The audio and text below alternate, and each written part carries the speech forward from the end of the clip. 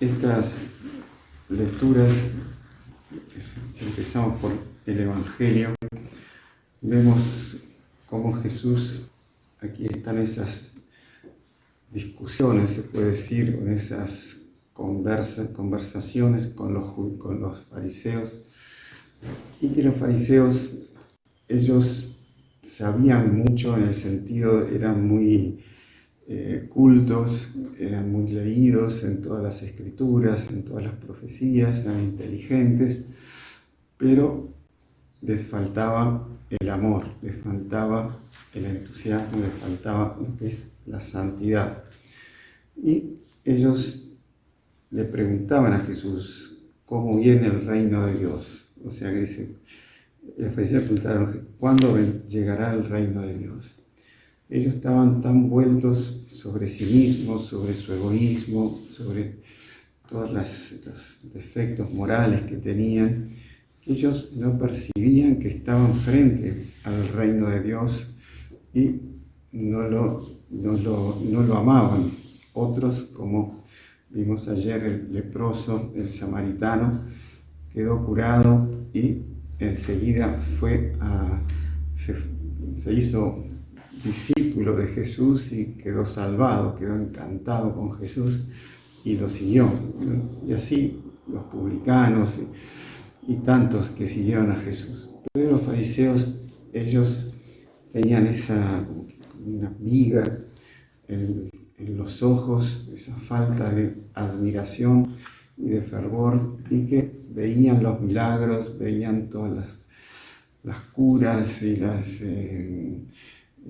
toda la doctrina de nuestro Señor Jesucristo, y ellos no daban el paso, al contrario, se oponían a Jesús. Y ellos pensaban que el Mesías iba a ser iba a venir como algo como estrepitoso, con algún fenómeno cósmico que entusiasmara y quedaran admirados todo el mundo, y que algo así medio fuera de todo padrón. En cambio, Jesús vino como un hombre enteramente fuera de serie, en el sentido de que era Dios y que era milagroso, y que hacía todo tipo de milagros y exponía todo tipo de sabiduría. Pero comía, dormía, se cansaba, estaba junto con todos, conversaba con todos. No era un fenómeno así completamente como que querían los fariseos, algo que arrebatara a todo el mundo, sino que Jesús pedía de los hombres, de las mujeres, la fe en las cosas que él hacía. Y Jesús le dice, dirá hasta aquí, dice, pero no, dice, como el relámpago brilla de un extremo al otro del cielo, así será el Hijo del Hombre cuando llegue su día. Aquí se está refiriendo al juicio final. Y después dice, pero antes tendrá que sufrir mucho y será rechazado por esta generación.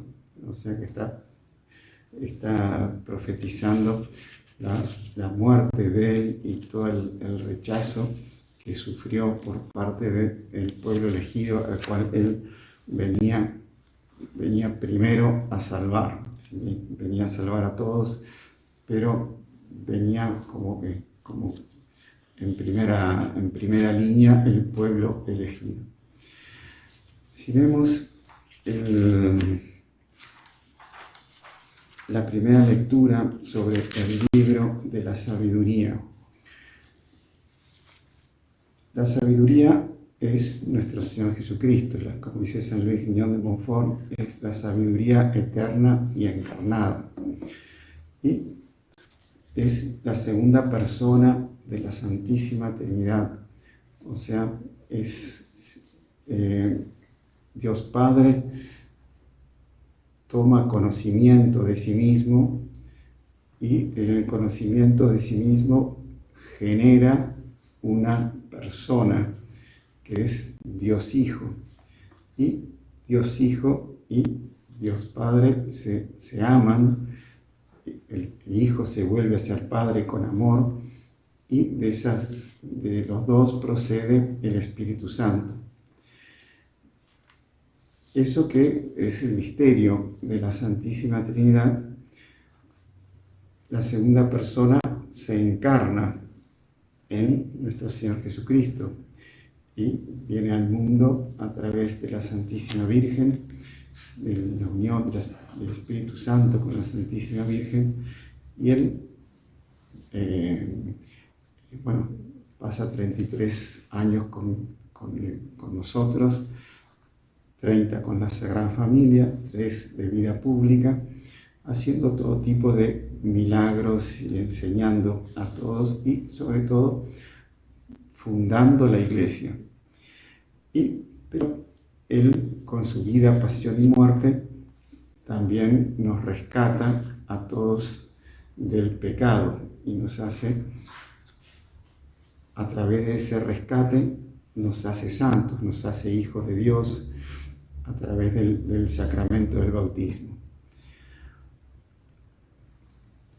Esa sabiduría encarnada, cuando nosotros somos visitados por la gracia de Dios, primero en el bautismo, luego en las confesiones, en la comunión, en nuestra vida, teniendo a Dios viviendo con nosotros y amándolo, nosotros vamos adquiriendo la sabiduría.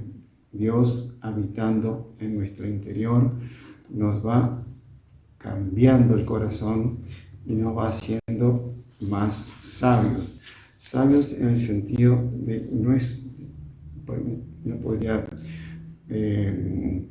unir sabiduría con inteligencia, sino que la sabiduría es más que la inteligencia, o sea, es la inteligencia más el amor, más el entusiasmo hacia Dios, más la santidad. Y entonces todo este relato que aquí, esta descripción que el libro de la sabiduría hace de la sabiduría, se puede aplicar a todos los santos. Por ejemplo, si uno lee los ejercicios espirituales de San Ignacio de Loyola, que se dan en los retiros, es una lógica, una estrategia de la fe para que la persona se mueva en el sentido de la santidad y dé pasos en la línea de la santidad y en la línea de la sabiduría y salga después del retiro más santo, mucho más fervoroso, más entusiasmado. Si vemos, por ejemplo, la vida de Don Bosco, también vemos que todo esto se puede aplicar a él en la forma como hizo todo el apostolado con los chicos, cómo se supo adaptar a las nuevas generaciones, cómo los hizo entusiasmar, les dio la devoción a la Santísima Virgen. Bueno, es el Espíritu Santo actuando en el alma de todos nosotros, más en el alma de los santos, y que refleja, como dice aquí el libro, la actividad de Dios. Dice la sabiduría, es una exhalación del poder de Dios, una emanación pura de la gloria del Todopoderoso.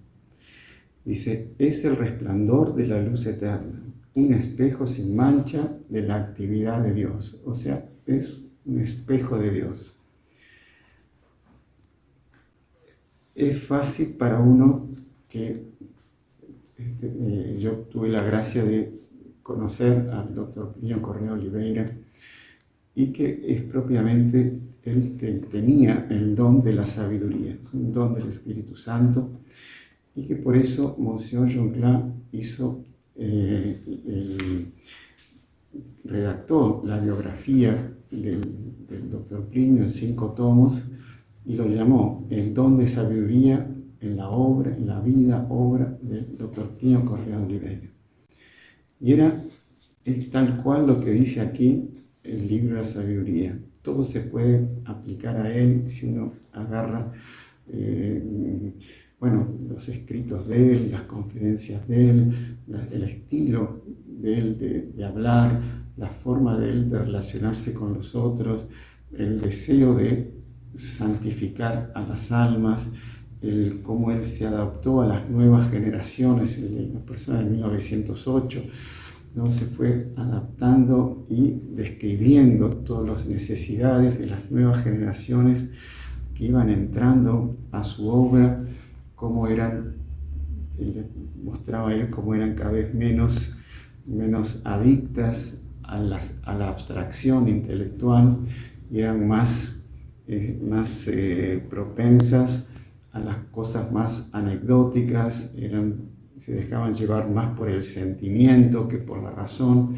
Entonces, encontrar para una psicología nueva que se presentaba la forma para llevarlos a la devoción a Nuestra Señora, para llevarlos a la santidad en las costumbres, para que ellos también, nosotros que tuvimos la gracia de convivir con Él, también podamos adquirir algo de esa sabiduría.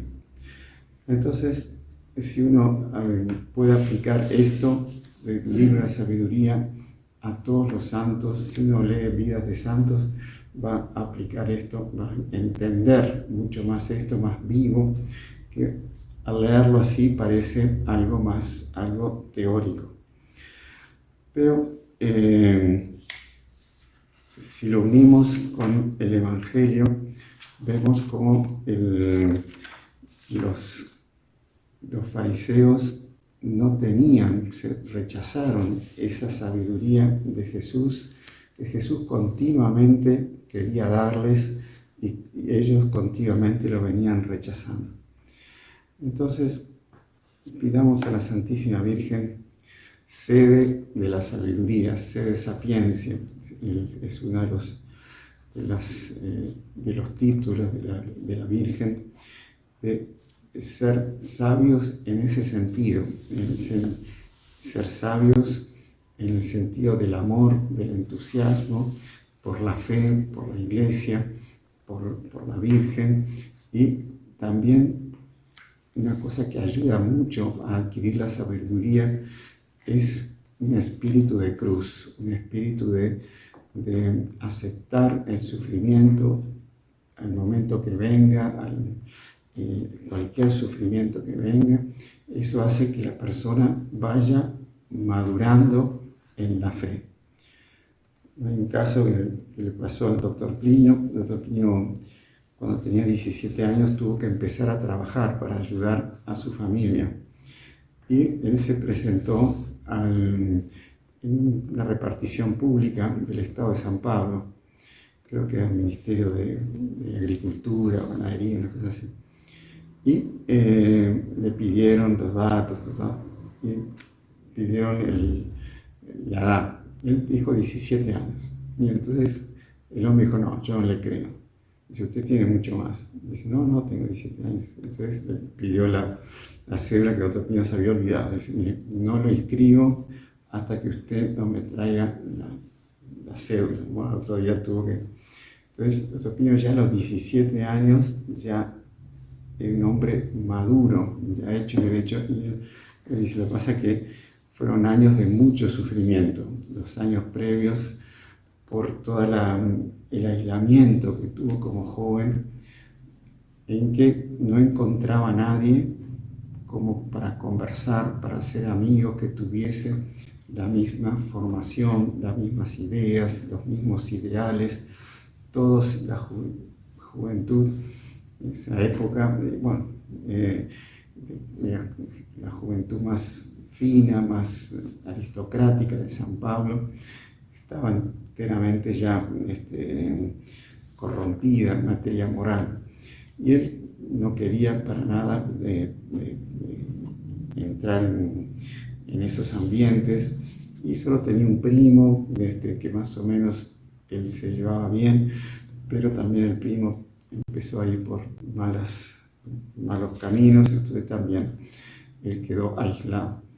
Pero ese sufrimiento bien llevado, ofrecido a la Santísima Virgen, hace que la persona tenga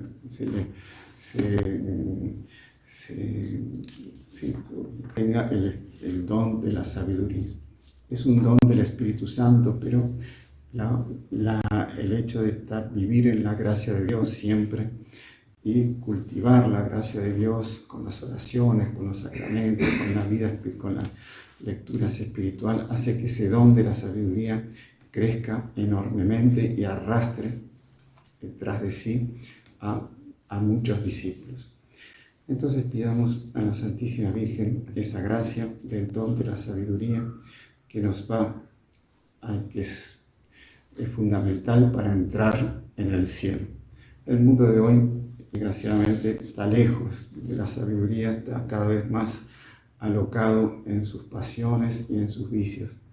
Por eso hoy en día es difícil practicarlo, ¿sí? El don de la sabiduría. Pero siempre, continuamente, la Iglesia, a través de sus sacramentos, está continuamente invitándonos a entrar por los caminos de la sabiduría. Ave María Purísima. Y si le gustó el video, no se olvide de inscribirse en el canal, dejar su like y activar las notificaciones en la campanita para no perderse ningún video del canal. Comente y comparta con sus amigos y familiares.